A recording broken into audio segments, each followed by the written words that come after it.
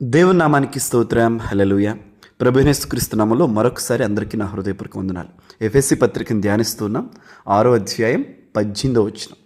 ఆత్మ వలన ప్రతి సమయమునందును ప్రతి విధమైన ప్రార్థనను విజ్ఞాపనను చేయుచు ఆ విషయమై సమస్త పరిశుద్ధుల నిమిత్తము పూర్ణమైన పట్టుదలతో విజ్ఞాపనము చేయుచు మెలకువగా ఉండుడి. చూడండి, అపవాదిని ఎదిరించుటకు, అపవాది నుంచి వచ్చే అగ్నిబాణముల నుంచి తప్పించబడుటకు ఆయుధాల గురించి మాట్లాడుకుంటూ ఉన్నా. ఎదిరించే ఆయుధాలు ఉన్నాయి, భద్రపరుచుకునే ఆయుధాలు ఉన్నాయి. వాటి గురించి మనం మాట్లాడుకున్నాం. సో ఫైనల్గా అన్నింటికంటే ప్రాముఖ్యమైన అత్యవసరమైన మరొక ఆయుధం ఏంటంటే ప్రార్థన అనే ఆయుధం. హల్లెలూయా. అందుకనే ఆత్మ వలన ప్రతి సమయమందు ప్రతి విధమైన ప్రార్థనను విజ్ఞాపనను.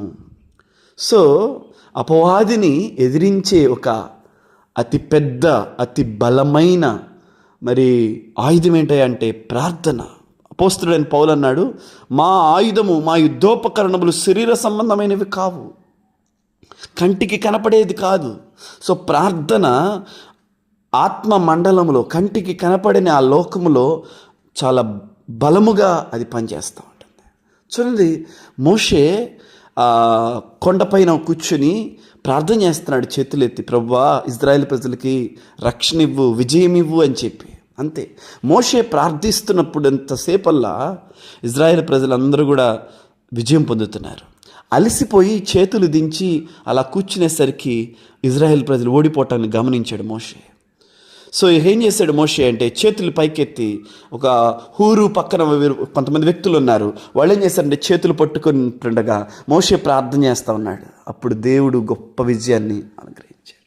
అదే నేర్చుకున్నాడు యెహోషువ కూడా దేవుని సన్నిధిలో కూర్చొని, దేవా సూర్యుడా నువ్వు పలానా చోట నిలువు, చంద్రుడా నువ్వు అయ్యాలో నిలువు అని చెప్పి ప్రార్థనలో తన ప్రార్థన అనే ఆయుధాన్ని ఎప్పుడైతే వాడుతున్నాడో గొప్ప విజయాలు మన పితరులు చూశారండి.